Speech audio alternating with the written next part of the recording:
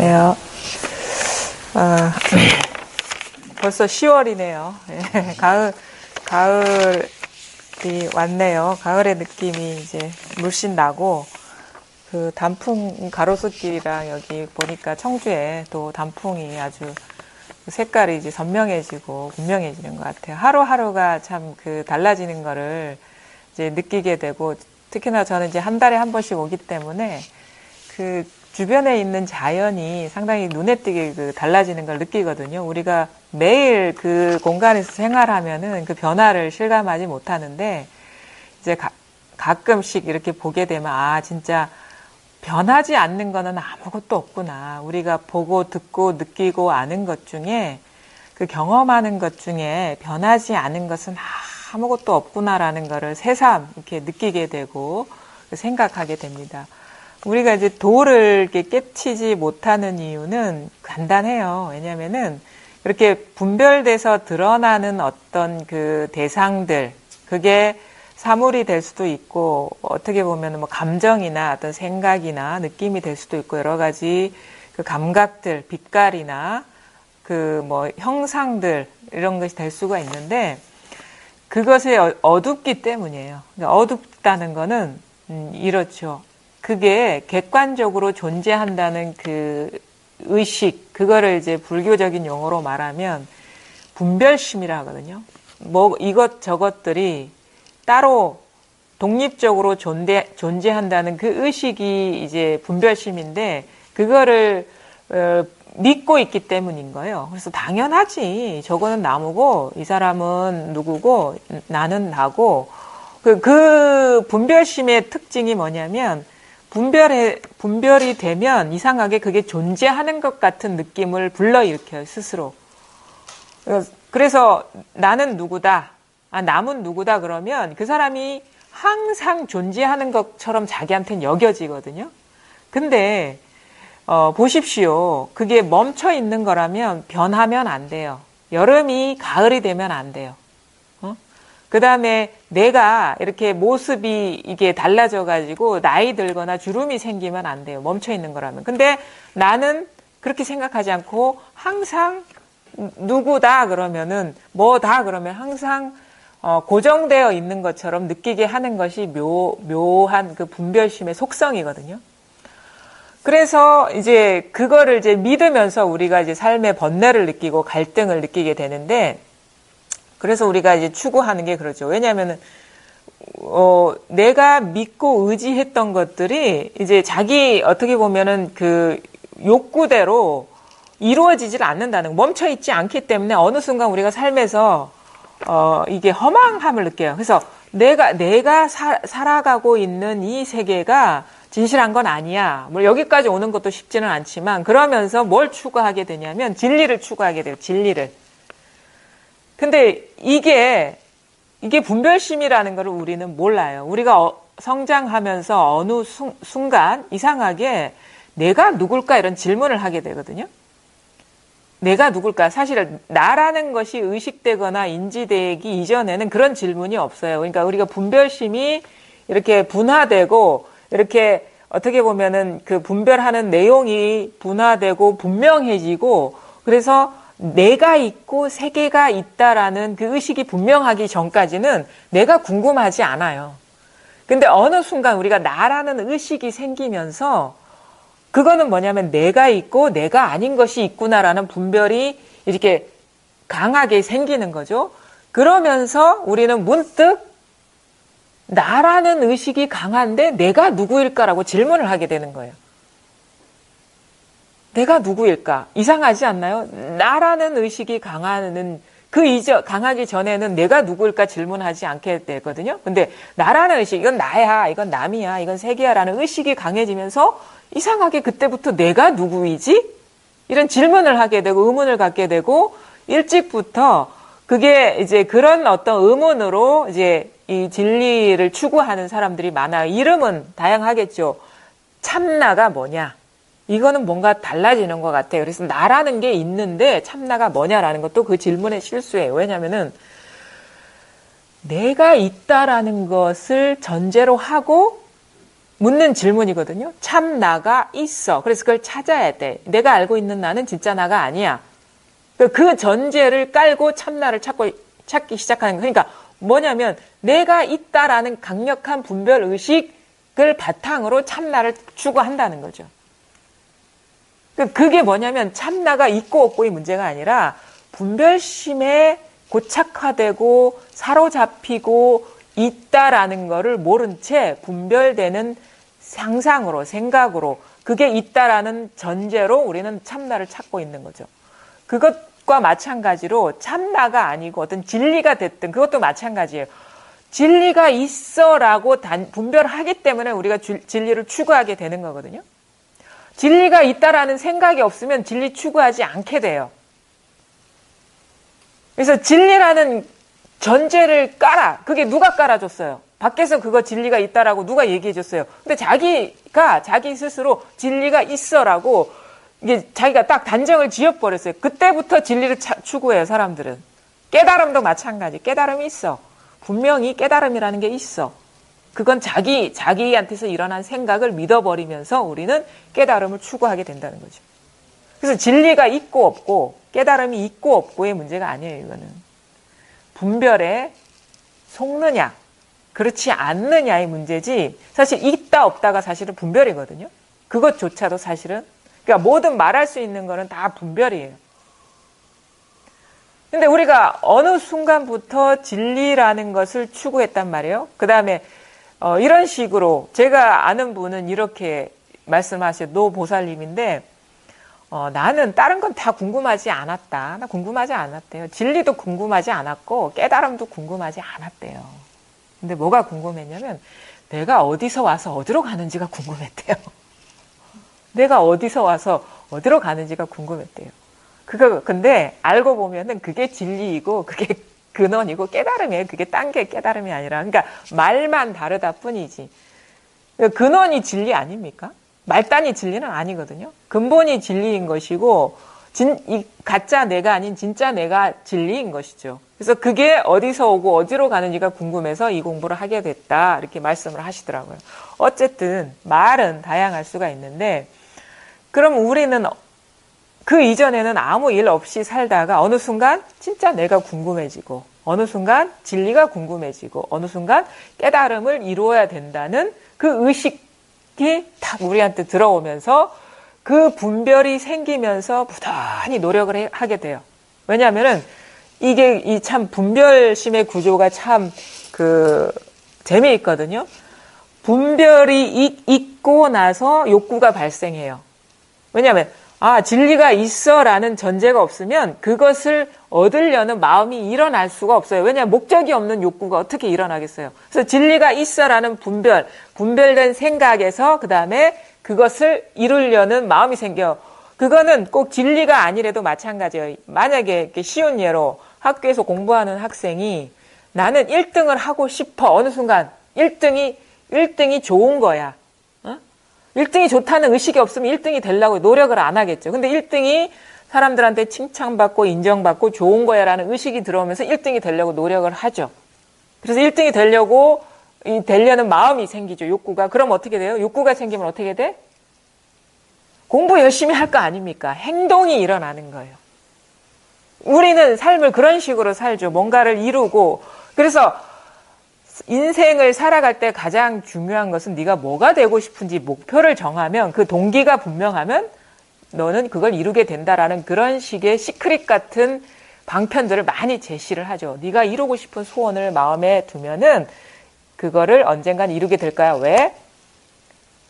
그 목표가 욕구를 만들고 욕구가 행동으로 이끌기 때문에. 그래서 그것도 상당히 어떻게 보면 분별심을 잘 이해한 어떻게 보면 자기 성취, 자기 성공의 어떤 메커니즘인 거예요. 그것도. 그 시크릿이라는 게 있잖아요. 우리가 세속에. 나는, 아니면 뭐 판사가 되고 싶어, 의사가 되고 싶어. 이거 목표가 있단 말이에요. 아니면 아주 큰 저택에서 살고 싶어. 라는 그런 분별이 있단 말이에요. 그러니까 그 욕구 이전에 분별이 있겠죠. 왜냐하면 차이를 둬야죠. 이런 초라한 집이 아닌 대저택과 같은 집 아니면 전원주택과 같은 집을 그 집이 좋은 거야.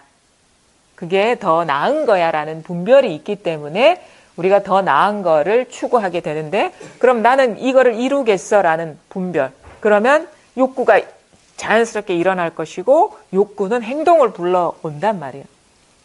쉬운 예로 우리가 술 마시기 시작할 때의 학생들의 보통 사춘기 애들이 술 마실 때는 술이 나쁜 거다, 해악이다라는 그런 의식이 없어요. 근데 뭐가 강하냐면, 술 마시면 어른 대접 받아. 뭔가 어른이 된 것 같고, 성인이 된 것 같고, 인정받을 것 같은 느낌이 들기 때문에, 그게 강하기 때문에, 이제 술에 대한 좋은 이미지를 갖기 때문에 하게 되는 거예요. 나쁜 이미지를 갖게 되면 안 하게 돼요. 담배도 마찬가지고. 다른 것도 좋아라는 분별이 있기 때문에 하게 돼요. 그럼 어떻게 돼? 술 사고 싶겠죠. 한번 먹고 싶겠죠.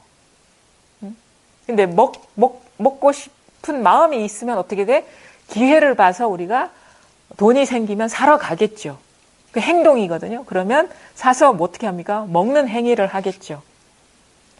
우리의 삶은 그렇게 복잡하거나 다양하지가 않아요. 우리가 알고 있는 삶은 그 구조를 보면 분별이 있고, 그 다음에 욕구가 따르고 행동이 따르는 거예요. 그럼 어떻게 돼? 행위가 익숙해지면 거기서 나중에 그게 나쁜 거라고 알더라도 벗어나질 못해. 익숙해졌기 때문에. 술 끊기가 어렵고 담배 끊기가 어려운 건 익숙해졌기 때문인 거예요. 그래서 어떻게 보면 단지 행위에서 끝나는 게 아니라 행위가 습관을 만들어버려. 그것이 업력이라고 하는 거거든요. 그거를 이제 석가모니가 간파를 하신 거예요. 그래서 어떻게 해야 돼? 그때는 이렇게 얘기를 했죠. 일단은 행동부터 제어해야 된다. 왜?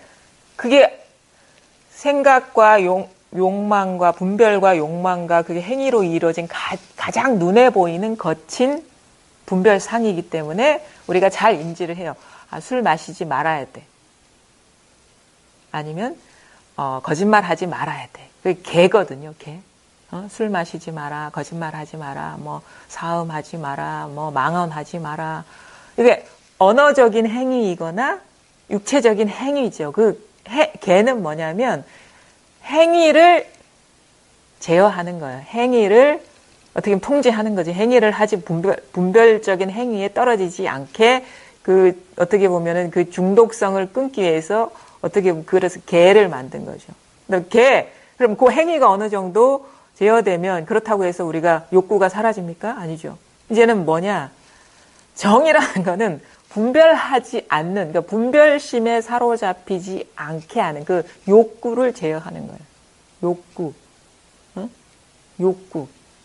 그러니까 좋은 것을, 좋고 나쁜 것을 분별하는 그 욕구. 그러니까 좋은 거에 탐닉하지 마라. 그거에 사로잡히지 마라. 그걸 욕망하지 마라. 욕구의 문제고, 해라는 건 뭐냐? 분별망상하는 그 분별의식에서 깨어나는 지혜를 말하는 거야. 이게 분별상이구나라는 걸 깨달아서 거기서 깨어나는 지혜를 말하는 거야. 그래서 그게 뭐냐면, 그게 전통적인 수행 방법이에요. 전통적인. 행위를 통제하고, 그 다음에 욕망을 제어하고, 그 다음에 그 욕망의 뿌리인 분별하는 생각에서 깨어나게 하는 게 전통적인 방법인데, 그게 결코 쉽지가 않더라. 그래서 어느 순간 그게 불법이 전해지면서 당나라에 그게 달마대사가 전할 때는 뭘 전했으면 수행 얘기 안 하거든요. 분별에 물들지 않는 본성을 깨쳐라 그래요. 왜 그랬을까요? 너 나쁜 행동 하지 말고 그렇게 어떤 그 욕구에 시달리는 그 마음 제어하거나 그런 수행을 하는 게 아니다. 깨쳐야 된다 했어요.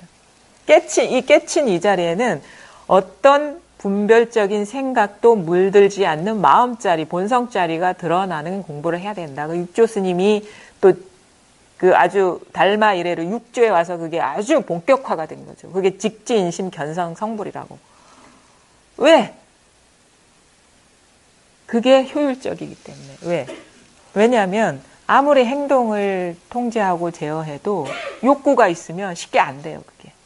욕구가 계속 꿈틀대기 때문에. 근데 욕구가 어느 정도 제어해도 분별적인 생각이 그게 뿌리이기 때문에 분별의 핵이 소멸하지 않으면 그게 욕구의 제어가 잘 안 돼요. 그리고 우리가 이 공부라는 건 분별 망상심에서 깨어나는 공부인데 만약에 그 행위의 제어도 여전히 분별 세계의 일이거든요. 그러니까 뭔가를 하고 하지 않는 거는 하는 것도 분별이고 하지 않는 것도 분별이에요. 뭔가를 욕망하는 것도 분별이고 욕망하지 않은 것도 분별이에요. 그다음 생각도 옳고 옳은 것도 분별이고 옳지 않은 것도 분별이에요. 그래서 단박에 생각이 물들지 않는 이 본성자리가 딱 드러나면 뿌리부터 고사하는 거예요. 뿌리부터. 본래 뿌리가 없었네. 여기에는 아무것도 없었네. 생각의 뿌리도 없었고 욕구의 뿌리도 없었고 행위의 뿌리도 없었네.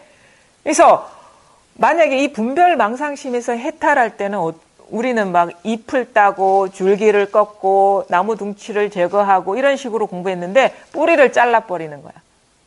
뿌리를 잘라버리면 뿌리 없는 나무가 되겠죠. 뿌리 없는 나무가 힘을 얻겠습니까? 뿌리에서 모든 것이 공급이 되는데 뿌리가 없으면 줄기가 싱싱하게 남아 있겠습니까? 그 업력이 욕망하는 업력이 그 힘을 얻겠습니까? 아니면은 그 나뭇잎이나 이런 게 여전히 성성하겠습니까?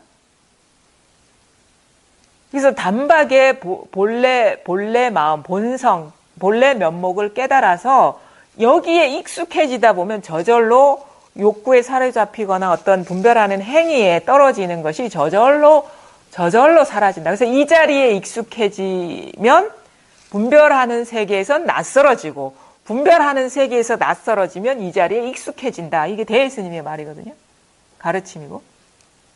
그래서 공부를 그렇게 해야지 수행해서 뭐 행동을 계를 지켜서 뭐 이제 욕구를 어떻게 없애고 뭐 이렇게 하면은 끝이 없어요. 그것 지키고 지키지 않는 것이 다 분별이기 때문에. 그래서 옳고 그름의 밑바탕, 있고 없음의 근원에 통해버리면 저절로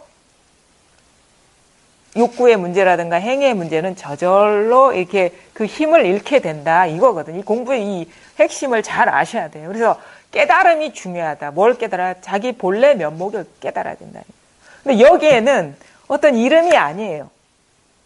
잘 보세요. 만약에 어느 순간 나한테 내가 누구인가 궁금했어요. 아니면 진리가 무엇인가 궁금했고 깨달음이 무엇인가 궁금했어. 근데 그 분별이 너는 너야라고 부모님이 얘기해 준 적도 없고, 아니면 다른 사람이 얘기해 준 적도 없어. 어느 순간 나한테 분별이 생긴 거예요. 자꾸 그 분별 세계에 생활하다 보니까, 행하다 보니까.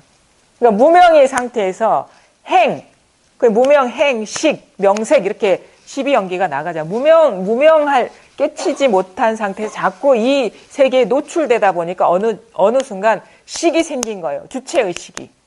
주체의식이 생기면 당연히 객관의식이 생기겠죠. 그게 명색이에요. 이름과 사물. 무명, 행, 식. 그 다음에 그게 뭐야? 뭐 촉이 생기고 뭐 수가 생기고 접촉하게 돼. 주객관이 접촉하면서 감정이 생기고 이게 분별이 이렇게 막 고구마, 줄기에 고구마 딸려오듯이 막 이렇게 분화되고 이렇게 사로잡히는 거죠. 그러니까 그게 바로 우리가 어릴 때 사실 뭐 엄마, 이건 엄마야, 이건 아빠야, 이건 너야라고 이렇게 자꾸 노출되다 보니까 이렇게 이게 나구나, 엄마구나, 아빠구나 이런 게 의식이 생기면서 어느 순간 근데 내가 알고 있는 내가 모호해. 그래서 내가 누군지 궁금해지는 거고 어느 순간 이거는 너무 이상한데 이게 너무 허망한데 그러면서 깨달음이 뭘까? 어느 순간 또 깨달음을 추구하게 되는데 그때 이 실수를 보라는 거죠. 왜? 그것이 분별이었다는 걸 깨닫는 게 이게 진정한 공부라는 거예요. 깨달음을 성취하는 게 아니에요. 그래서 우리가 공부하다 보면 뭐에 물들어요? 잘못 공부하면 공부하면서 가르친 말에 오염돼요. 우리가 말에 너무 잘 오염되거든요. 물들거든요. 사실 이 공부는 말에 오염된 것에서 자유로워지는 거예요. 치유하는 거예요. 나라는 것이 실체가 아니라 이름일 뿐이구나. 세계라는 것이 실체 있는 게 아니라 지금 일어난 한 생각일 뿐이구나. 깨달음이라는 것이 따로 존재하는 것이 아니라 지금 나한테서 일어난 이름일 뿐이구나. 그럼 깨달음 아닌 것도 따로 있는 것이 아니라 지금 일어난 이름일 뿐이구나. 그게 바로 금강경입니다. 금강경이에요. 그게. 다 아상, 인상, 중생상, 수자상 이게 다 이름일 뿐이다라는 거. 상이라는 거는 상이라는 거예요. 생각 상자, 모양 상자, 이미지 상자. 그게 생각이거나 느낌이거나 이미지라는 것이거든요. 그 아상, 인상, 중생상, 수자상. 그러니까 나라는 생각, 중생이라는 생각, 아상, 인간이라는 생각, 아니 아상, 인상, 중생상, 중생이라는 생각, 수자상, 어떤 목숨을 갖고 있는 존재라는 생각, 그것에서 자유로워지는 거죠. 왜? 그거는 이름일 뿐이기 때문에, 망상일 뿐이기 때문에, 내가 붙인 이름일 뿐이기 때문에, 거기에서, 지금 여기서 일어난 이름일 뿐이기 때문에, 거기에 구속될 이유가 없다라는 것을 가르친 게 금강경이에요. 왜? 지금 여기에는 어떤 이름도 없어요. 단지 어떤 모든 것의 가능성일 뿐이요. 나라는 이름도 붙일 수 있고, 세계라는 이름도 붙일 수 있고, 깨달음이라는 이름도 붙일 수 있고, 법이라는 이름도 붙일 수 있고, 안다라는 이름도 붙일 수 있고, 알지 못한다는 이름도 붙일 수 있고, 성스럽다는 이름도 붙일 수 있고, 범속하다는 이름도 붙일 수 있고. 임재호록에 그렇게 얘기하거든요. 나는 진속범성이 아니기 때문에 진속범성이란 이름을 붙일 수 있다. 진정한 것은 진속범성, 참되다, 속되다, 평범하다, 아니면 성스럽다는 것이 아니기 때문에, 그게 아니기 때문에 우리가 이 사람은 진실한 사람이다, 아니면 진실될 것이야, 진실된 거야, 아니면 이 사람은 속된 사람이다, 속된 것이야. 이것이 아주 평범한 것이고, 그런 거야. 아니면 이 사람은 너무너무 깨달아가지고 성스러운 사람이야라고 이름을 붙일 수 있는 거예요. 진짜 나는 이게 아니기 때문에. 그걸 임재 스님이 말했습니다.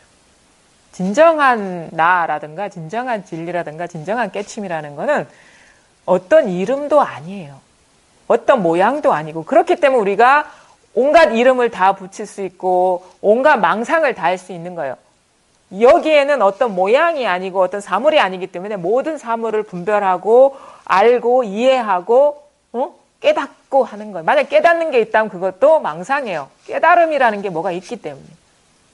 그러니까 진정한 법이라는 거는 바로 지금 지금 여기에서 이름 붙이고 있잖아요. 여러분이 하늘 생각하면 하늘이 탁 그려지죠. 여기에서 하늘이란 이미지가 탁 그려지거든요. 하늘이란 이름이 탁 붙여지거든요. 나라는 것도 지금 여기에서 벌써 붙여진 거예요. 세계라는 것도 벌써 이름이 붙여졌잖아요. 밖에서 붙이는 게 아니에요. 자기 스스로한테서 붙이고 있는 거예요. 그래서 보물은 밖에 있는 게 아니고 자기가 지금 쓰고 있는 거, 이거. 나라는 것도 잘 드러내고 있고, 남이라는 것도 잘 드러내고 있고, 세계라는 것도 잘 드러내고 있고, 산하대지를 잘 드러내고 있잖아요.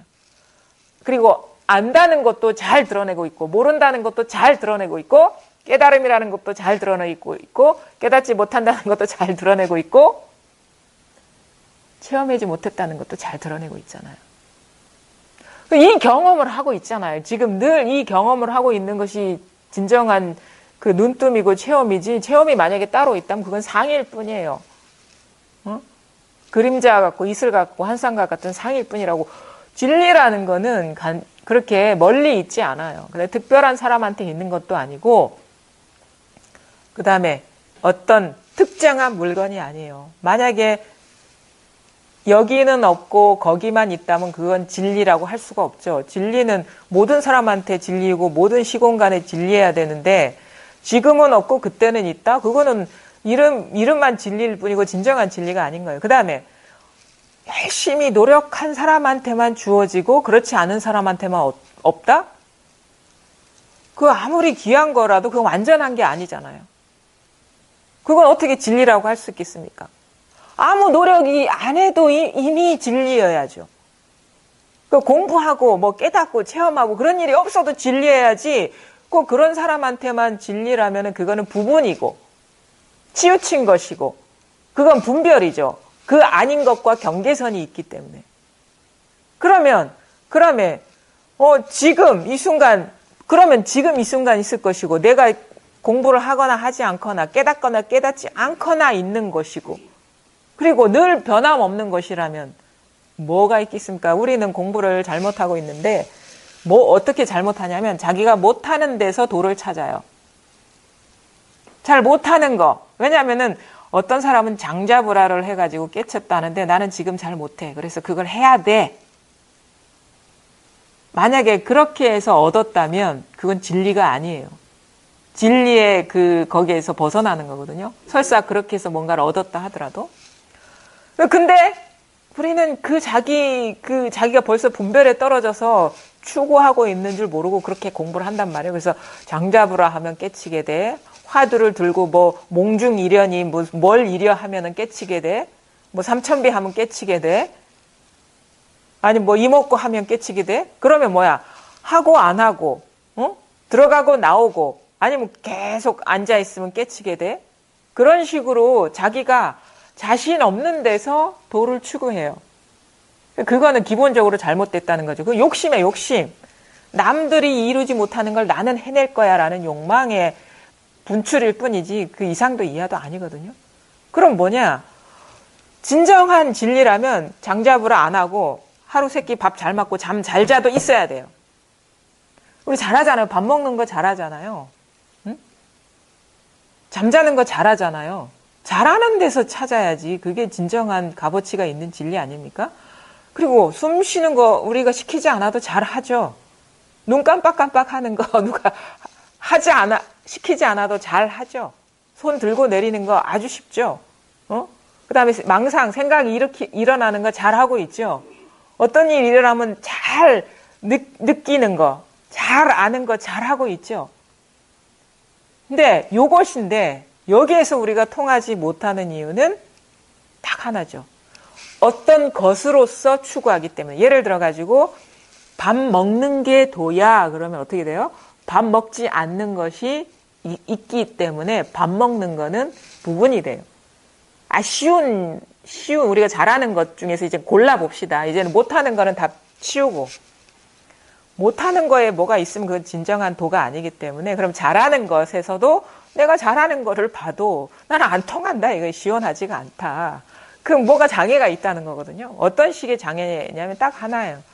그 드러나는 상으로서 추구하고 있기 때문에. 예를 들어가지고 만약에 밥 먹는 게 쉽고 숨 쉬는 게 쉽고 뭐 눈 깜빡하는 게 쉽고 아니면은 앉고 서는 게 쉽다 칩시다. 여기에 분명히 뭔가 이게 힌트가 있는데 근데도 나는 밥 먹는 거를 봐도 시원하지가 않고 소리 일어나는 거를 들어도 시원하지가 않고 앉고 서는 거를 봐도 나는 이게 시원하게 이게 통하지가 않는다. 그럴 때 마음 상태라는 건 뻔하죠. 왜냐면은 밥 먹는 어떤 것으로서 이게 도인가? 이게 도야라고 한정 짓고 있기 때문인 거예요. 그 다음에 이게 걸어가는 게 도라는 그런 의식에 빠져서 걸어가는 그 상에 집착하고 있기 때문인 거예요. 그 다음에 눈 깜빡깜빡 하는 게 도야. 뭐 어느 옛날에 당송시대에도 법이 뭡니까? 그러면 선사들이 눈 깜빡깜빡 했다 하잖아요. 그래서 그게 도야. 그럼 눈 깜빡깜빡 하는 게 도야. 라고 여기기 때문에 안 되는 거예요. 벌써 눈 깜빡깜빡한 것 아닌 것이 생겨버리기 때문에. 그래서 여기서 중요한 거는 잘하고 있는 것에 힌트가 있는데 여기서 중요한 거는 그런 식으로 구획을 짓지 말라는 거예요. 테두리를 만들지 말고 이게 도야라고 이게 점 찍지 말라는 거예요. 그러니까 아무 분별이 없으면 이것과 이것이 다르지가 않아요. 이게 손을 드는 것이야, 이거는 두드리는 것이야 라는 해석이 없고 분별이 없으면 똑같아요. 이거나 이게 눈 깜빡깜빡 거리는 거야 아니면 내가 소리를 이게 잘 듣고 있는 거야 라는 분별이 없으면 깜빡깜빡 하는 거나 이거나 아무 차이가 없어요. 근데 잘하는 것에서 시원하게 통하지 못하는 것은 여기까지 왔다 하더라도 통하지 못하는 것은 어떤 상을 도라고 착각하고 있는 그 생각이 아직 사라지지 않고 그거에 의지하고 있기 때문이라는 거예요. 그럼 어느 것에도 의지하지 않으면 그게 눈 깜빡깜빡할 때 깜빡깜빡하는 것에 머물지 않고 손 들 때 손 드는 이 상에 머물지 않고 두드릴 때 이 상에 머물지 않으면 저절로 통하죠. 이것밖에 없거든요. 그러니까 이것밖에 없다라는 것도 잘 들으셔야 돼요. 아, 이것, 모든 만물이 드러나는 이 자리라는 것도 벌써 망상이 확 떨어진 겁니다. 아, 모든 것이 마음법 귀일이라고 했으니까 이 마음자리로 돌아오지, 바로 지금 이 순간 이거지 라고 알아버리면 벌써 지금 이 순간 여기라는 이 관념에 갇혀버리는 거예요. 그러니까 시원하지가 않은 거예요. 이거는 이것이다, 이겁니다, 아니면은 모든 것이 자기 마음입니다 라고 얘기는 할 수 있지만 진정으로 통할 때는 이 순간 여기다, 이것이다, 아니면 마음자리다, 이런 생각이 없어요. 생각이 탁 끊어져 버려요. 그 생각을 들고 들어가려고 그러면 못 들어가요. 그 생각을 다 놓아버려가지고 마음에 아무것도 이것이다 저것이다 하는 그 망상이 싹 사라져버리면 저절로 돈은 드러나지 내가 찾는 게 아니에요. 돈은 그러니까 망상이 가리고 있을 뿐이기 때문에 요 망상에 의지하는 그 마음만 사라져버리면 저절로 돈은 드러날 수밖에 없어요. 왜? 도 아닌 게 없기 때문에. 이 마음 아닌 게 없기 때문에. 근데 이게 시원하지 않고 이렇게 확 받아들여지지 못하는 이유는 이러니 저러니 지금 생각에 지금 시달리고 있기 때문인 거거든요. 생각으로 법을 찾고 정하려 하고 있기 때문에 이게 시원하게 통하지가 않는 거예요. 뭐 통한다 해도 통하는 일이 있는 건 또 아니지만 통하는 일이 있으면 그거는 분별이죠. 왜냐하면 통하고 통하지 않는 일로 쪼개지기 때문에, 둘로 나눠지기 때문에. 그래서 진짜 공부를 하면 할수록 우리가 느끼게 되는 것은 뭐냐면 진짜 말에 많이 오염돼 있었구나. 나는 그 분별 없는 공부를 한다고 해왔는데 분별 없는 공부를 하면서 들은 말에 진짜 오염돼 있었구나라는 거를 보게 되는 거예요. 그게 그러니까 분별에서 벗어나려는 공부를 하는데 분별에서 벗어난 세계, 그러니까 세속에서 벗어나려고 출세간의 공부를 하는데 출세간의 세계에 오염돼 있었구나라는 걸 깨닫게 되는 거예요. 출세간의 세계. 출세간이 세계가 따로 있으면 그것도 분별이거든요. 출세간이라는 어떤 세계가 있다 그러면 그것도 벌써 그려진 것이고 이름 아닙니까? 그러니까 공부의 요체를 깨치기가 어려워요. 우리는 세간에서, 세속에서 출세속, 그러니까 거짓된 삶에서 진실된 삶으로 가는 공부를 하면은 그거는 이승이라 그래요. 외도라고. 왜냐하면 세속과 세속 아닌 두 개의 세계가 나눠진 거기 때문에. 근데 이거 불이법이라고 하는 이유는 세간도 떠나고 출세간도 떠나는 일이다. 그래서 진속을 떠나는 일이다. 범성에 물들지 않는 일이다, 이거. 그렇기 때문에 우리 세간도 잘 쓰고 출세간도 잘 얘기할 수 있는 거예요. 공부의 요체가 뭔지를 잘 아셔야 돼요. 모든 언어에서 자유로워지는 거, 언어의 구속에서. 모든 분별 망상의 꿈에서 떨어졌다가 거기서 깨어나는 공부예요. 분별 망상 중에 진실이라는 거, 진리라는 거, 참나라는 거, 깨달음이라는 거, 그것도 분별 망상이라는 걸 깨치는 거예요. 그래서 깨닫고 나면 얻는 게 없다 하잖아요. 아무것도 없는 게 없어. 본래 아무 일이 없었어. 근데 깨닫고 나면 깨달음도 없고 깨달은 사람도 없다잖아요. 그래서 그거를 아무것도 얻은 바가 없기 때문에 공이라고 하는 거지. 그리고 본래 공이에요, 본래 공. 눈 뜨고 보니까 본래 공이었어. 있다고 착각하고 있었지. 그래서 본공이라고 하기도, 본각이라고 하기도 하고. 본래 깨쳐져 있었어요. 왜? 잘 드러나잖아요. 내가 깨닫는 게 아니라 이것이 이 법성이 깨어나는 거예요. 우리는 내가 깨달으려는 공부를 하기 때문에 공부가 안 되거든요. 법이 그러한 것이지, 법이 깨어있는 것이고 법이 깨닫는 것이고 마음이 마음을 깨닫는 것이지, 내가 깨달음이라는 거, 마음이라는 거, 그거를 얻는 게 공부가 아니라는 거예요. 착각 좀 하지 마세요. 수행이라는 건 내가 얻으려는 그런 마음 이상도 이하도 아니에요. 내가 노력해서 뭔가를 얻어야겠다. 시작을 돌아보셔야 돼. 그 얻을 바가 없는 공부를 하기 때문에 초발심시 변정 등각이라고. 초발심, 깨닫겠다 마음 낼 때 바로 이 자리가 등각, 부처님의 깨달음 자리단 말이에요. 그게 진정한 공부지, 뭔가를 얻거나 아니면은 이루었거나 성취했다고 친다면 그거는 경계를 얻은 것일 뿐이거든요. 뭔가를 얻은 게 아니라. 공부를 잘 하셔야 돼요. 그래서 지금 여러분이 깨어 있는 게 아니에요. 여러분이 깨어나려는 공부를 하시면은 영원히 깨어날 수가 없어요. 왜냐하면 내가 깨어나려면 깨어날 때와 깨닫지 못할 때가 있거든요. 깨닫지 못했다가 깨달은 거잖아요. 그건 나의 일이야. 나는 깨닫지 못했다가 어느 순간 깨달았어. 그죠? 공부의 어떤 그 일대 전환이 중요한데, 뭐에 밝아지는 거냐면, 아, 내가 헛짓을 하고 있었구나. 깨달으려고. 본래, 여기서 모든 일이 일어나고 있었는데, 내가 이거를 얻으려 하고, 뭔가 일어난 분별상을 갖고 취하려 하고, 그걸 성취하려 하고, 그거에 끼어 맞추려고 하고 있었구나. 그 자기 실수를 돌아보셔야 돼요. 그래서 본래 아무 일이 없다는 걸 깨쳐야 되는데 자꾸 일을 만들잖아요. 자기 생각을 갖고. 그런 거 다 의지하지 않고 보면 본래 이것뿐이에요. 그냥 이 자리가 이 자리인 것이고, 이 자리가 눈 깜빡깜빡 하는 것이고, 이것이 바로 깨달음인 것이고, 이것이 바로 깨닫지 못함인 것이고. 그러니까 깨달음과 깨닫지 못함이 똑같아지는 공부를 해야지, 깨닫는 공부를 하면 그거는 이승이죠. 이승이라는 게 달래 이승이겠습니까? 둘이 있기 때문에 이승인 거지. 그래서 등각이라고 하잖아요.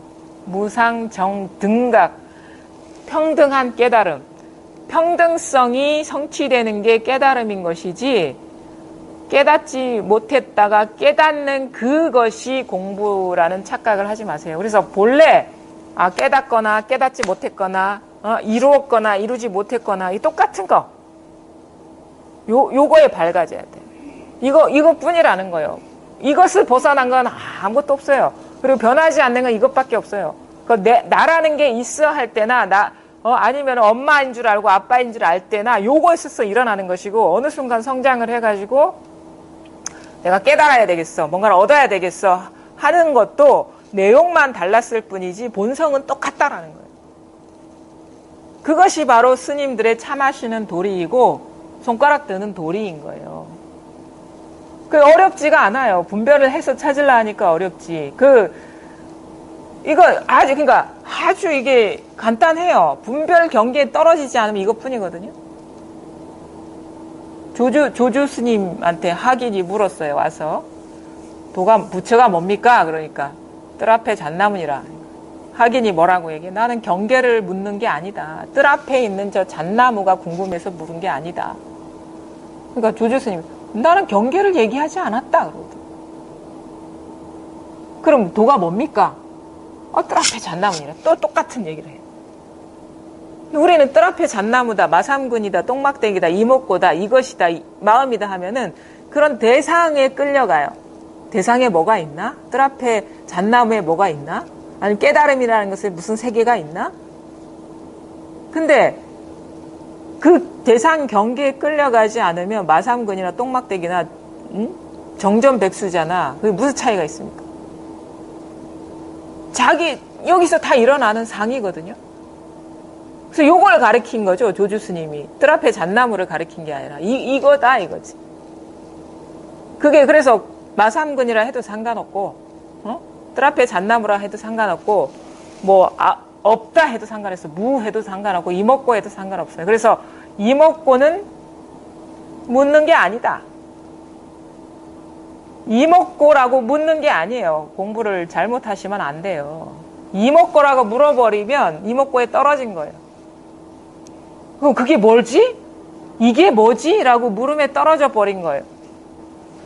이먹고가 답이야. 이먹고가 이먹고지 그러면. 이 뭐에 해당되는 뭐가 있으면 그거는 뜰 앞에 잣나무라는 경계를 쫓아간 거나 똑같은 거죠. 이먹고가 답인 거예요. 이먹고가 이먹고야. 마삼근이 마삼근인 거고 뜰 앞에 잣나무가 뜰 앞에 잣나무인 것이 따로 있는 게 아니라는 거예요. 그래, 이 어떤 경계를 따라가고 추구하던 이 마음을 돌이키기가 그게 우리가 습관 때문에 어려운 것이지 도가 없어서 어려운 것도 아니고 도가 귀해서 어려운 것도 아니에요.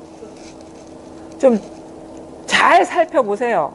잘 보시라고. 누가 이런 말을 해서 뭐 이래야 돼 그게 아니라 진짜 자기 스스로를 돌이켜 보시라고요. 모든 게 자기한테서 다 일어나고 있어요. 자기한테서 다. 지금 이 순간 자기라는 것도 여기서 일어나고 있어요. 도가 됐든 깨달음이 됐든 뭐 체험이 됐든 깨닫지 못함이 됐든 다 지금 여기서 일어나고 있잖아요. 과거가 여기서 일어나고 있잖아요. 미래가 여기서 일어나고 있잖아요. 현재가 여기서 일어나고 있잖아요. 지금 이거잖아요. 여기에서 이목고, 뜰 앞에 잣나무, 과거, 아니면 이름은 뭐다, 아니면 뭐 자식은 누구다, 여기는 어디다, 지금 몇 시 몇 분이다, 차나 한 잔 마셔라, 없다, 있다, 안다, 모른다. 그래서 그 공부는 이제 알고 모르고의 일이 아니에요. 알고 모르고의 일이 아니라고. 아는 공부가 아니라고. 아는 공부를 하면은 답답해요. 모르는 공부를 해야 돼요. 모르는 공부. 그 모르는 공부를 하려니까 모르는 공부가 바보가 되라는 얘기구나. 이렇게 하면 또 어긋나죠. 왜? 아는 공부는 아는 거에 잘 떨어지지만 모르는 공부는 답답해지죠. 근데 거기서 답답해지기만 하면 안 되죠. 모른다 하는 이것을 깨치라는 것이지. 모르는 진정한 모르는 공부는 모른다 하는 이것이 도라는 걸 깨치는 것이지. 그게 진정. 그러니까 모르는 공부는 할 필요가 없어. 모른다 하면 끝나는 거예요. 그냥 다 통달한 거예요. 그래서 지금 이 순간 여러 가지 소리가 들리고 여러 가지 어떤 그 감각이 느껴지고 생각도 일어나고 아니면은 뭐 답답하기도 하고 시원하기도 하고 뭔가 찾을 게 없다는 것에 안도감을 느끼기도 하지만 그 경계에 속으면은 여전히 분별망상에 떨어지는 거고 괴롭든 아니면 시원하든 답답하든 아니면 뭔가를 알 것 같은 그 이전의 본바탕을 돌이키면은 뭐 깨달은 것도 아니고 깨닫지 못한 것도 아니죠. 그냥 아무 일이 없어요. 그냥 아무 일이 없어. 이렇다 저렇다 할 일이 아무것도 없는 거예요. 이거 이 자리뿐이다. 이거 이 마음짜리 뿐이다. 이걸 벗어난 건 아무것도 없다. 이게 분명하고 그래서 의심이 끊어져야 된다 하거든요. 이게 정의 자리예요. 정의 자리라는 거는 이제 고정될 정자잖아요. 이거는 움직이지 않기 때문에 정의 자리라고 해요. 이게 이렇다 저렇다 왔다 갔다 하지 않기 때문에 이게 정의 자리가 일단 드러나야 됩니다. 이게 변함없는 자리. 근데 여기에서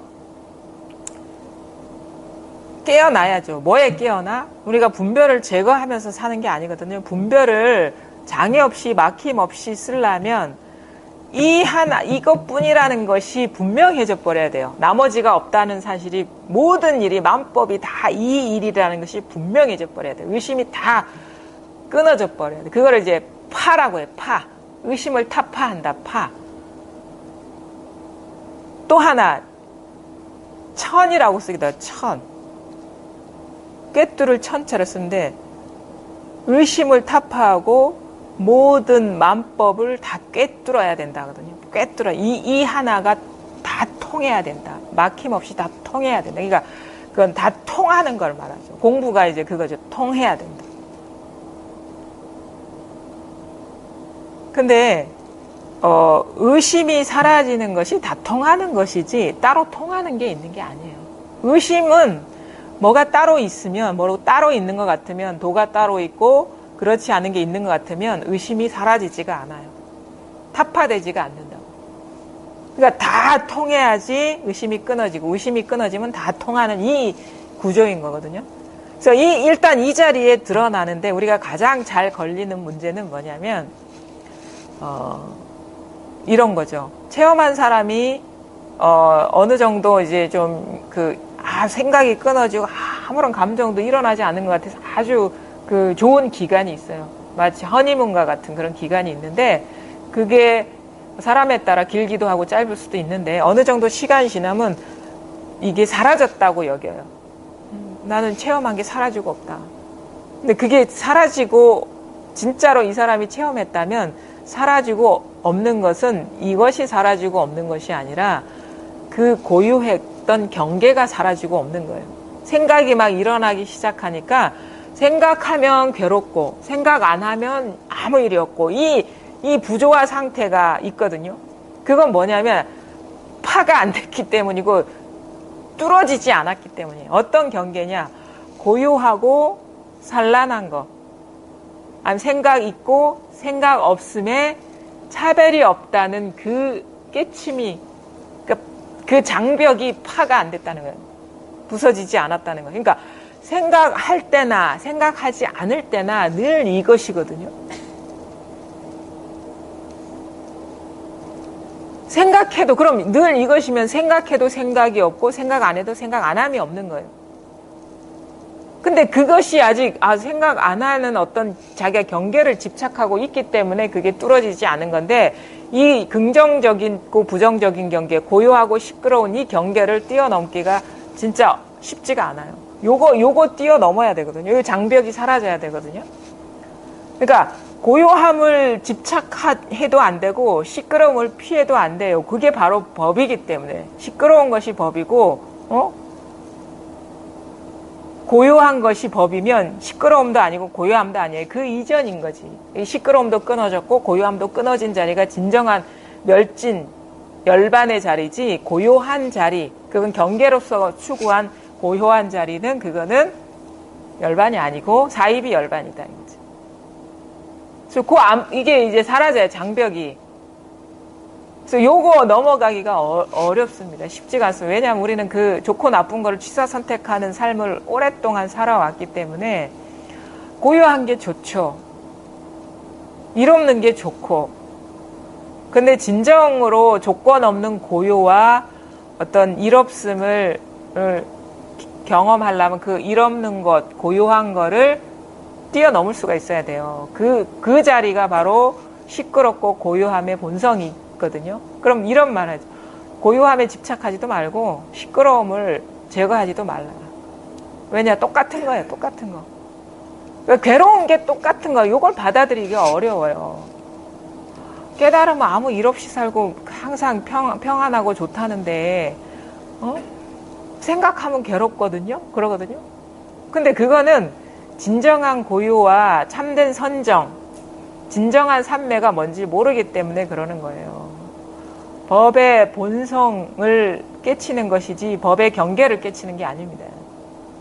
고요한 경계를 얻는 게 아니고 본래 고요함과 시끄러움이 본래 본 뿌리가 고요하다는 걸 깨치는 거예요. 그래서 안목이 열려야 돼요. 그래서 그게 딱 경계가 사라져 버리면 뭐 괴로워도 어디 갈 데가 없어요. 이것뿐인데 뭐 괴로운 것뿐이고 시끄러운 것뿐이고 모르는 것뿐이고 답답한 것뿐이고 그러면서 그 장벽이 이제 사라지는 것이고 그 다음에 이제 사라지는 것이 뭐냐면 이 마음과 경계라는 것이 그 이중 구조가 벌써 한 생각 순간적으로 찰나적으로 일어난 망상이구나라는 걸 깨치는 거예요. 주관과 객관이 벌써 망상이구나. 그래서 사실은 우리가 마음이라고 따로 있는 것 같은 느낌이 있을 때는 아직 망상이 완전히 사라지지 않은 거거든요. 주객이 무너져야 돼요. 주객이 그냥 이름일 뿐이고 실체가 없구나. 그래야지 진짜 이게 할 공부가 없다는 사실, 내가 어떤 상태에 빠져있든 법은 이미 정각을 이루었다.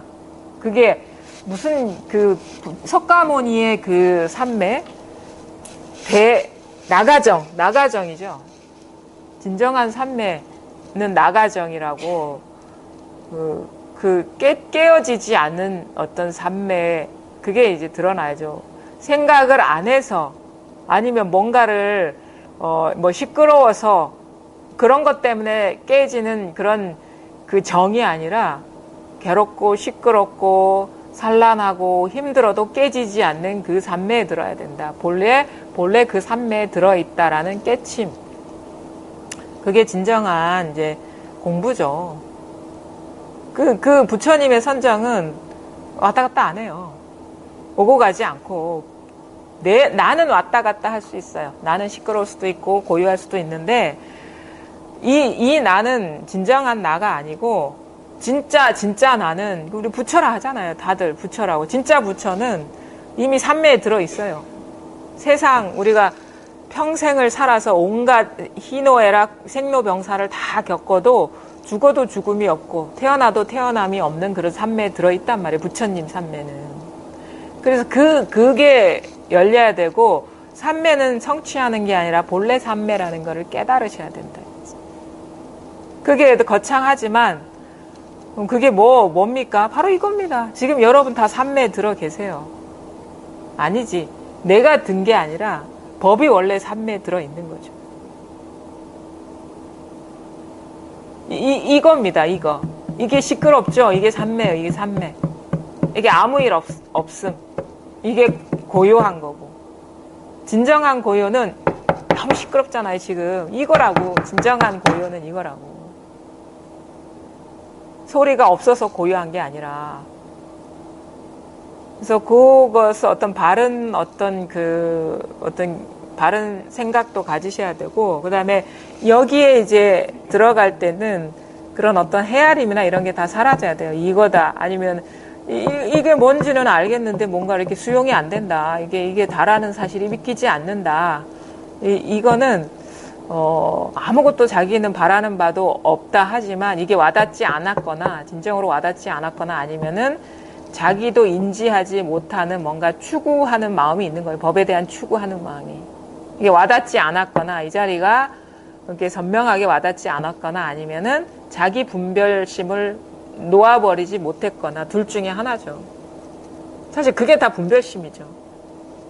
왜? 분별이 가리고 있기 때문에 와닿지 않은 것이고, 이게 뭔지는 이게 말이 아니라는 실제라는 거는 조금이라도 이제 와닿지만 이게 다라는 게 믿기지 않는다 할 때는 자기도 모르게 아직 그 가로막고 있는 분별심이 강하기 때문에 이게 그러는 거에서 만약에 조금이라도 이게 와닿는 바가 있으면 그냥 한번 잘 이렇게 법문에 귀를 기울여 보세요. 뭘 말하나 자기 선입견 판단 다 내려놓고 자기가 그동안에 보고 듣고 알고 이해했던 그 어떤 수행이나 공부 방편 다 내려놓고 진짜 무슨 얘기를 하고 있나라는 거를 잘 귀 기울여 보시란 말이에요. 그러면 항상 이것만을 가르쳐요. 이것밖에 없다는 사실.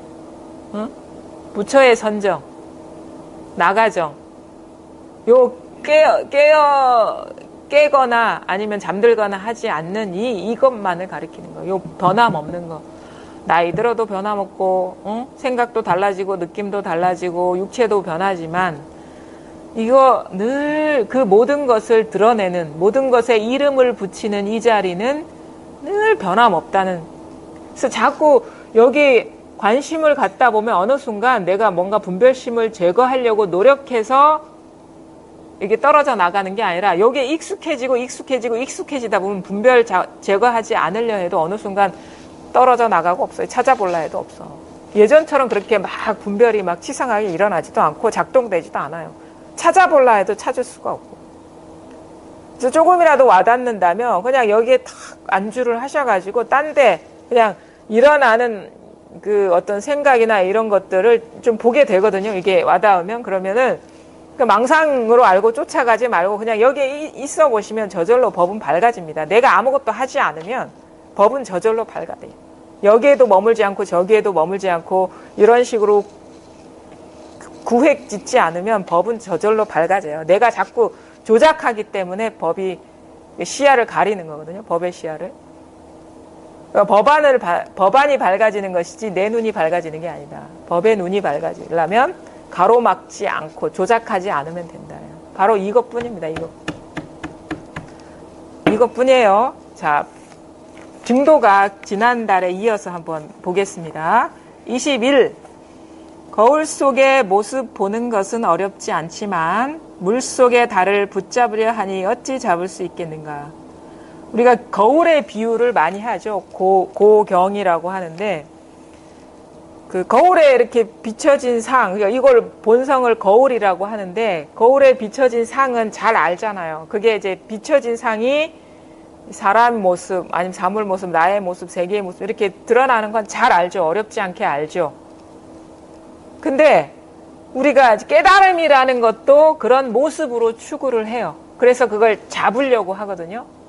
깨달음이라는 것도. 그래서 물속의 달, 우리가 보통 달을 깨달음의 마음의 비유를 하는데 달이라는 게 따로 있지 않아요. 근데 따로 있다고 여겨가지고 그걸 잡으려고 착각을 해죠. 아까도 얘기했죠. 깨달음이라는 것도 상이다.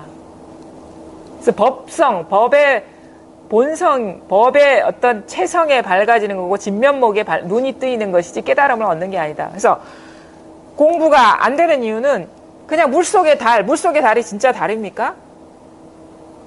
그냥 물에 비친 그림자거든요. 그걸 잡으려고 하니 어찌 잡을 수 있겠는가? 그것도 자기 여기서 일어난 분별 상인일 뿐인데 그거를 얻으려고 하니 그게 얻으려는 마음이고 어찌 법이라면 진정한 깨달음이라면 잡을 수가 없죠. 왜냐하면 잡기 전과 후가 다르고 달과 달 아닌 게 다르기 때문에 그거는 진실이라고 할 수가 없거든요. 그냥 이게 똑같은 말이에요. 거울에 비친 모습이나 물에 비친 달은 다 상일 뿐이라 깨달음도 상일 뿐이라 바로 여기에 비춰진 상일 뿐이라 그래서 깨달음도 잊어라. 그 반야신계 이무소득고 얻은 바가 없다. 그렇기 때문에 얻은 바가 없다. 본래 얻을 게 아무것도 없었다. 그렇게 이렇게 공부를 하셔야지 또 자꾸 그래서 뭔가 얻으려고 하면 이게 안 통해요, 여기에. 이게 안 보이거든. 자, 보세요. 우리가 눈에 이렇게 눈을 문지르면 허공꽃이 막 이렇게 난무한다고 하잖아요. 막 춤춘다고 어지럽게 춤추면 우리의 관심이 어디로 갑니까? 꽃에 가겠죠. 눈에 가질 않아.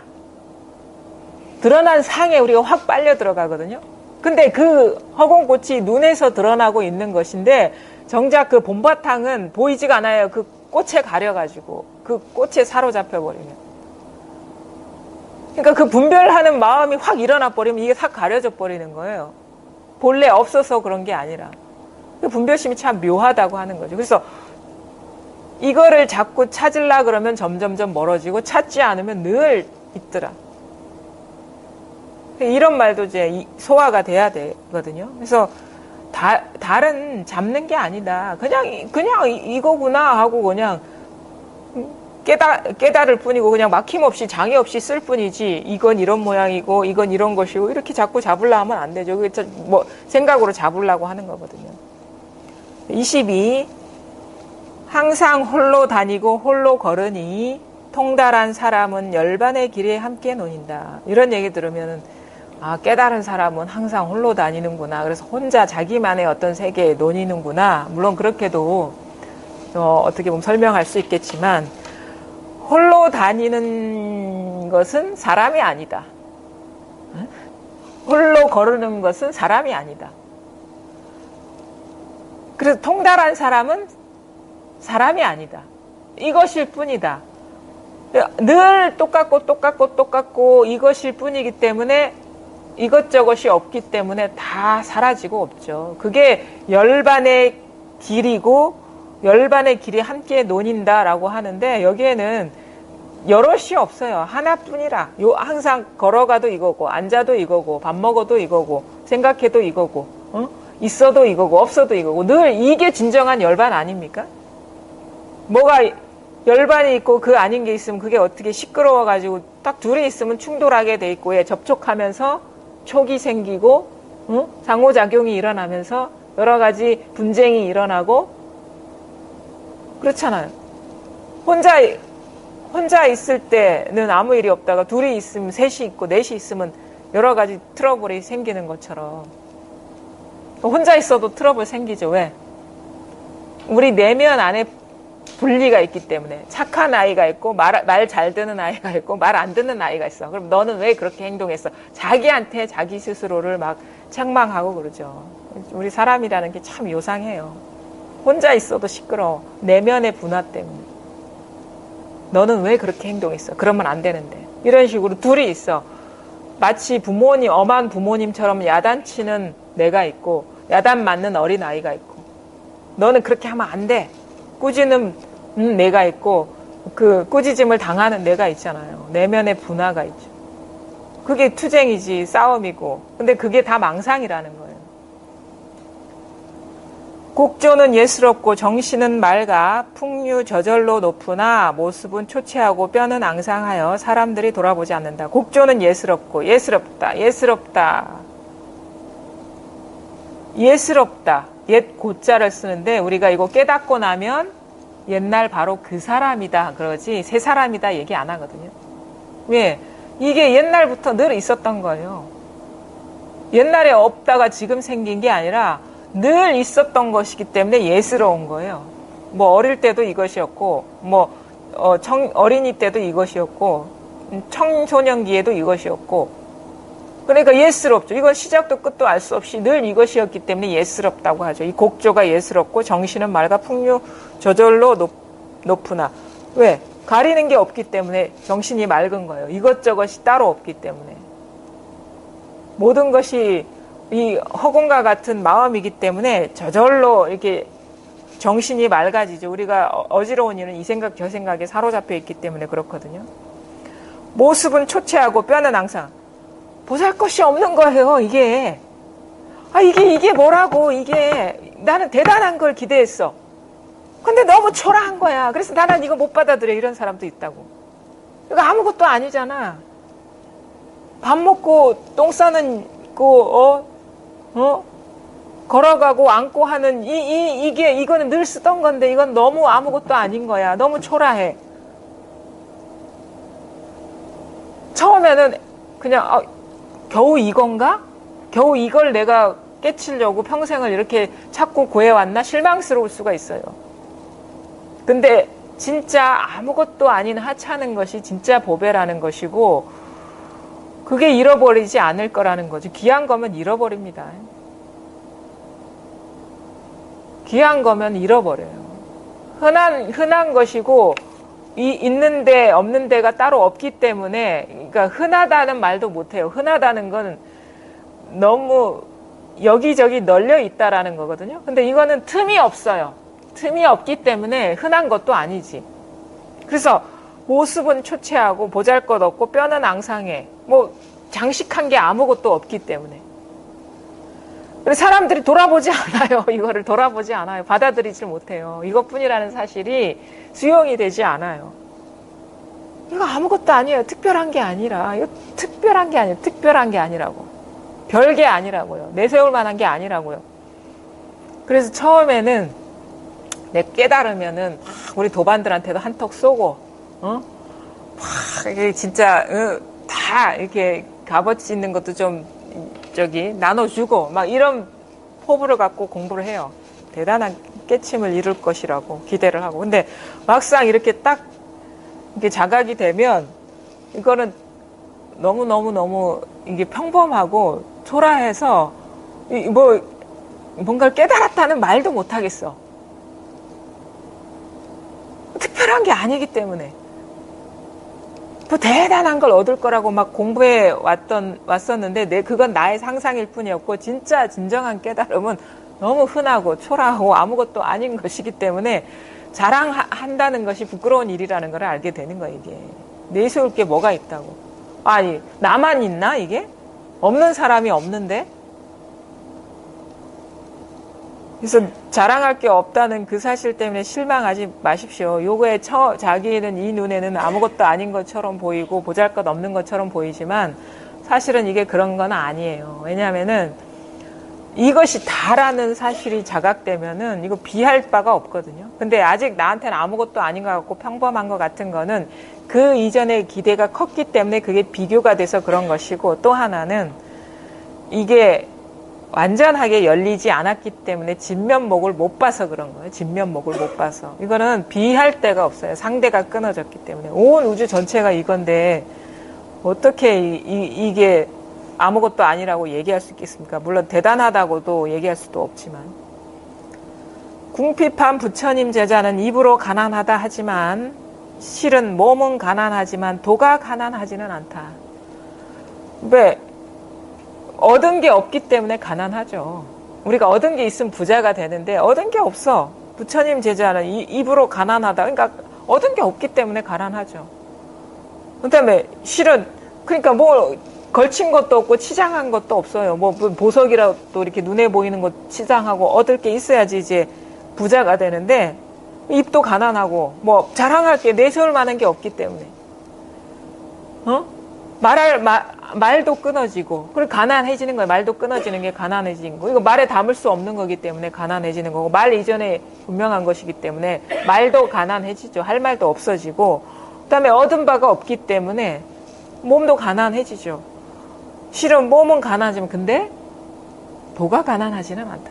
부족함 없이 손대는데 가는데 걷는데 망상하는데 오고 가는데 부족함 없이 이게 다 충만해 있다라는 거. 이 하나가 모든 일을 다 해내고 있다라는 거예요. 그래서 도가 가난한 건 아니다.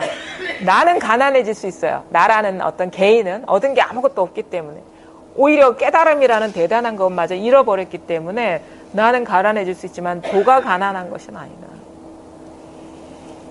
가난한 면에서는 몸에 항상 누더기를 걸쳤지만 도의 면에서는 마음의 값을 매길 수 없는 보물을 갖추었다.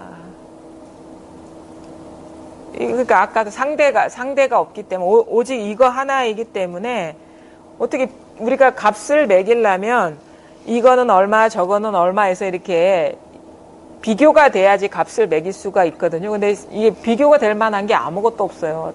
비교될 만한 거는 다 분별 망상이고 허망한 것이고 요것만이 진실한 것이고 진실한 것은 요거기 때문에 우리가 그림자를 갖고 비교할 필요는 없잖아요. 진실 이거 하나이기 때문에 이 비길 바가 없죠. 그러니까 비길 수가 없다, 매길 수가 없다라는 것은 상대가 다 끊어졌다는 것이고 그건 뭐 대단히 비싸다, 고귀하다 이런 뜻이 아니에요. 상대가 없다. 물론 그렇게도 뭐 뜻을 갖고 풀이할 수는 있지만 진정한 뜻은 이거 하나뿐이다. 이거 하나뿐이다. 이거 하나뿐이다. 이 바탕 이거에서 다 일어나고 있다. 그리고 이 손드는 것이 두드리는 것이고 말하는 것이 지금 앉아있는 것이고 앉아있는 것이 생각하는 것이고 바탕이 똑같다. 두드리고 소리고 말하고 생각하는 게 똑같으려면 그런 경계를 따라가면 안 되겠죠. 그 어느 것에도 어느 경계에도 따라가지 않고 마음이 없다면 여기서 일어나고 있잖아요. 그냥 이거나 똑같잖아요. 진실한 것은 이것밖에 없습니다. 망상하지 마세요. 꿈꾸지 마세요. 꿈꾸는 자리로 돌아오세요. 예, 오늘 여기까지 하겠습니다.